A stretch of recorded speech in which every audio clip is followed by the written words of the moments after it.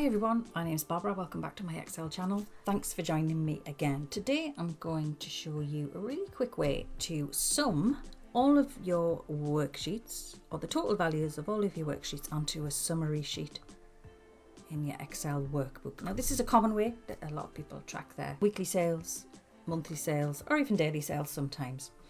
And you want to have your summary of all of your worksheets.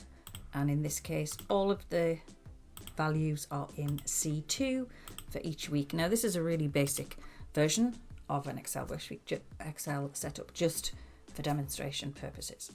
So you're probably used to doing this, which will be sum, and you go to week 1, you select that. You may then go to week 2 and select that, and so on and so forth. Now that works. And we've got week 1, 2 and 3 in there. Now this becomes a little bit unwieldy if you've got monthly, especially if you've got weekly. So a really fast way of doing it is, again, we just still use the sum function.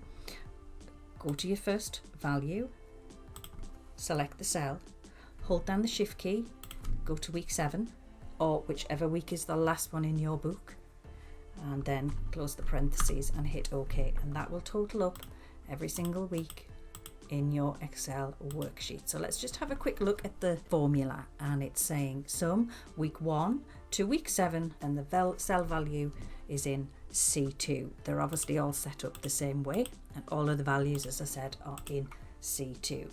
So that's it, a super quick solution to total values from multiple or many worksheets in your Excel workbook. I hope you enjoyed the tip. If you did, consider subscribing, leave a comment if you want me to answer any questions, and I'll leave a link to my Excel playlists in the description box below if you're interested in pivot tables, VBA macros, or general Excel tips.